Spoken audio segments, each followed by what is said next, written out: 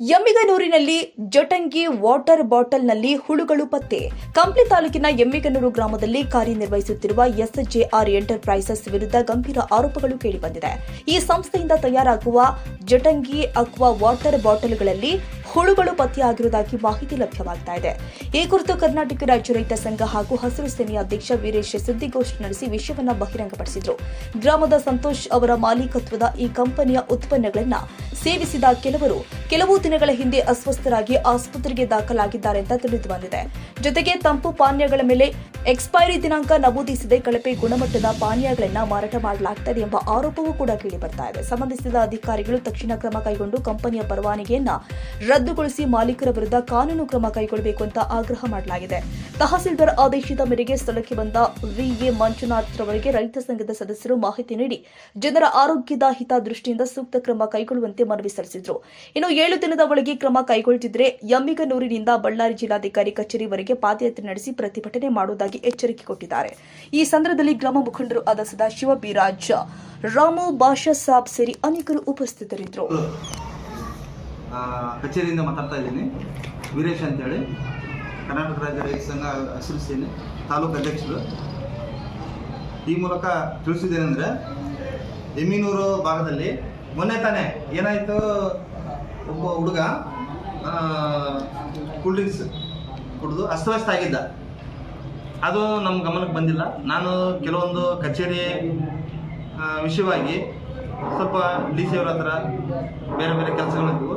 ನಾನು ಊರಿನ ವಿಚಾರವಾಗಿ ಆಗಿರ್ಬೋದು, ತಾಲೂಕು ವಿಚಾರವಾಗಿ ಹೋಗಿದ್ದೆ. ಆವತ್ತಿನ ದಿನ ನಡೆದ ಘಟನೆ, ಆ ಹುಡುಗ ಅಸ್ತವ್ಯಸ್ತ ಆದಮೇಲೆ ಇದು ಒಂದು ಆಸ್ಪತ್ರೆಯಲ್ಲಿ ಅಡ್ಮಿಟ್ ಆಗಿದ್ದ. ಅದು ಕೆಲವು ಸ್ಥಳೀಯ ಇವರು ಹಣವಂತರು,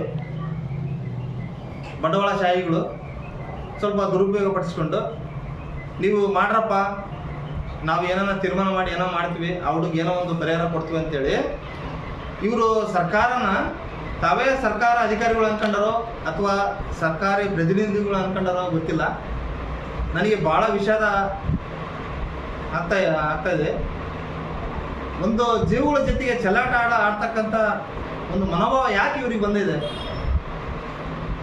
ದುಡ್ಡು ಸಂಪಾದನೆ ಒಂದೇ ಮನುಷ್ಯನ ಟಾರ್ಗೆಟ್ ಅಲ್ಲ. ಒಂದು ಮನುಷ್ಯ ಜೀವಗಳ ಜೊತೆಗೆ, ಒಂದು ಜೀವನ ಜೊತೆಗೆ, ಒಂದು ರೈತನ ಜೊತೆಗೆ, ಒಂದು ಕಾರ್ಮಿಕನ ಜೊತೆಗೆ ಒಡನಾಟ ಇಟ್ಕೊಂಡು ಒಂದು ಕಾರ್ಮಿಕನ ಶ್ರೇಯೋಭಿವೃದ್ಧಿ, ಆಮೇಲೆ ರೈತರ ಶ್ರೇಯೋಭಿವೃದ್ಧಿ, ರೈತನ ಆರೋಗ್ಯ, ಕಾರ್ಮಿಕನ ಆರೋಗ್ಯ, ಇವುಗಳ ಬಗ್ಗೆ ಕಾಳಜಿ ವಹಿಸಿಕೊಂಡು ಒಂದು ಒಳ್ಳೆಯತನದಾಗ ಜೀವನ ಸಾಗಿಸ್ಕೊಂಡು ಹೋಗೋದು ಒಂದು ಮುಖ್ಯವಾದ ಸಂಗತಿ. ಆ ಒಂದು ವಿಚಾರವಾಗಿ ನನಗೆ ಭಾಳ ಬೇಸರ ಸಂಗತಿ ಅಂದರೆ, ಅವ್ರು ಯಾವ ಥರ ತೀರ್ಮಾನ ಮಾಡಿ ಅದನ್ನು ಆ ಒಂದು ವಿಚಾರವಾಗಿ ಇದನ್ನು ತಯಾರು ಮಾಡೋದನ್ನ ಒಂದು ಕಾಂಪ್ರಮೈಸ್ ಆಗಿರೋ ಗೊತ್ತಿಲ್ಲ. ಅದಕ್ಕೋಸ್ಕರ ಇವತ್ತು ನಾನು ನಿಮ್ಮ ಒಂದು ಪ್ರೆಸ್ ಮೀಟ್ ಕರೆದಿದ್ದು ಒಂದು ವಿಚಾರ ಇದು. ನಮ್ಮ ತಾಲೂಕು ಯಾರು ನಮ್ಮ ವಿಲೇಜ್ ಅಪಾಯಿಂಟೆಂಟ್ ಆಗಿರ್ಬೋದು, ತಹಶೀಲ್ದಾರ್ ಆಗಿರ್ಬೋದು, ನಮ್ಮ ಡಿ ಸಿ ಸಾರ್ ಆಗಿರ್ಬೋದು, ಇದ್ರ ಬಗ್ಗೆ ಗಮನ ಹರಿಸ್ಬೇಕು. ಎಮ್ಮಿಗನೂರು ಒಂದು ದೊಡ್ಡ ಊರು, ಒಂದು ದೊಡ್ಡ ಒಂದು ಪಟ್ಟಣ ಪಂಚಾಯತ್ ಆಗ್ತಕ್ಕಂಥ ಒಂದು ಸ್ಥಳ ಇದು. ಇದ್ರ ಬಗ್ಗೆ ಯಾಕೆ ನಿಷ್ಕಾಳಜಿ ವಹಿಸ್ತಾರೆ ನನಗೆ ಗೊತ್ತಿಲ್ಲ. ಸುಮಾರು 22,000 ರಿಂದ 24,000 ಜನಸಂಖ್ಯೆ ಉಳ್ಳಂಥ ಊರಿದು. ಇಲ್ಲಿ ಇಂಥ ದಂಧೆಗಳು ನಡೆಯಾಗೈತವ.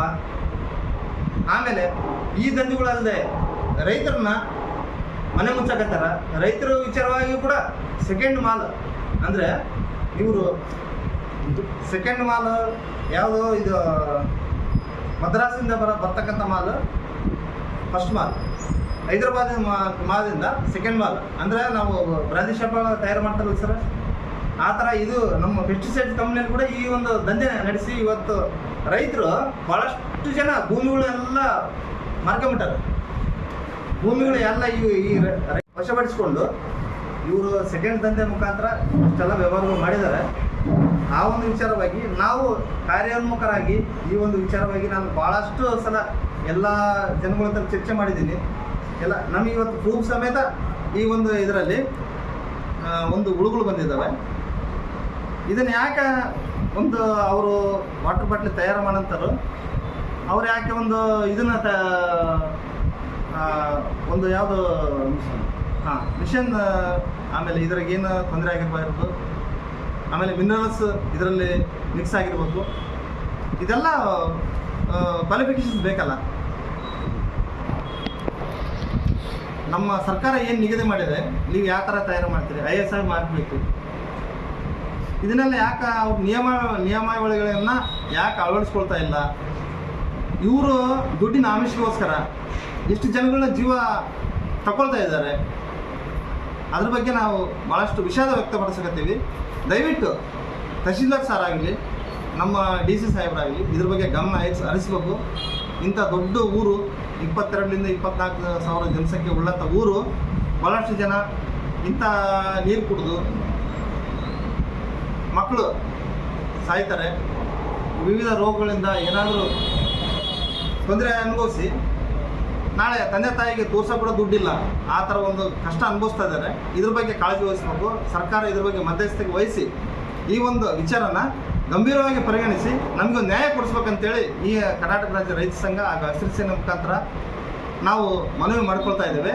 ಇಲ್ಲ ಅವ್ರು ಇದಕ್ಕೆ ಪರಿಹಾರ ಕೊಟ್ಟಿಲ್ಲ ಅಂದರೆ ಗಂಭೀರವಾಗಿ ನಾವು ಎಮ್ಮಿಗನೂರಿನಿಂದ DC ಆಫೀಸ್ವರೆಗೆ ಪಾದಯಾತ್ರೆ ಮಾಡಿ ನಾನು ಇದ್ರ ಬಗ್ಗೆ ನಾವೆಲ್ಲ ಸೇರಿ ರೈತ ಪರಿವಾರ, ರೈತ ಸಂಘ, ಆಮೇಲೆ ನಮ್ಮ ದುಡಿದು ತಿನ್ನುವಂಥ ಎಲ್ಲ ಲೇಬರ್ಸ್ ಅವರೆಲ್ಲ ಮುಖಾಂತರ ಇಲ್ಲಿಂದ ಪಾದಯಾತ್ರೆ ಮಾಡಿ ನಾವು DC ಸಾಹೇಬರಿಗೆ ಒಂದು ಮನವರಿಕೆ ಮಾಡುವಂಥ ಒಂದು ಮುಂದಿನ ಕಾರ್ಯಕ್ರಮ ನಮ್ಮ ಇದರಲ್ಲಿದೆ.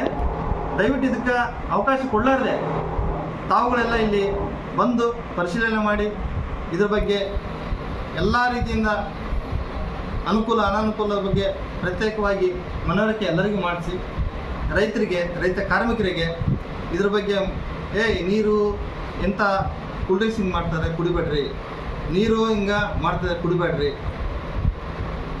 ಇಂಥವೆಲ್ಲ ಇದು ಆಫೀಸ್ ಮುಖಾಂತರ ಅಥವಾ ಆಸ್ಪತ್ರೆ ಮುಖಾಂತರ ಜನಗಳಿಗೆ ಒಂದು ತಿಳುವಳಿಕೆ ನೀಡಿ ಒಂದು ಒಳ್ಳೆಯ ಉತ್ತಮವಾದಂಥ ಆರೋಗ್ಯ ಸೃಷ್ಟಿ ಮಾಡಿ ಎಮ್ಮಿಗನೂರು ಒಂದು ಮಾದರಿ ಗ್ರಾಮವನ್ನಾಗಿ ಪರಿವರ್ತನೆ ಮಾಡಬೇಕು.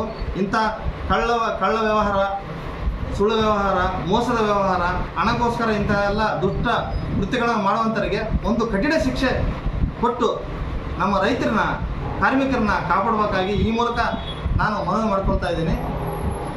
ಏನು ಅದು ಲೈಸೆನ್ಸ್ ರದ್ದು ಮಾಡ್ಬೇಕಂತ ಹೇಳ್ತೀರಾ? ಲೈಸೆನ್ಸೇ ತಗೊಂಡಿಲ್ಲ ಅವರು.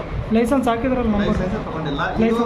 ಲೈಸೆನ್ಸ್ ಅವರು ಸುಮ್ಮನೆ ಯಾವುದೋ ತಂದು ಹಾಕಿದ್ದಾರೆ. ಯಾವ ಅಂಗಡಿ ಎಲ್ಲಿ ಏನು ಪ್ಲೇಸ್ ಇದೆ, ನಾವು ನಿಮ್ಮನ್ನು ಕರ್ಕೊಂಡೋಗಿ ನಾವು ತೋರಿಸ್ತೀವಿ. ಯಾವ ಅಂಗಡಿ ಎಲ್ಲಿ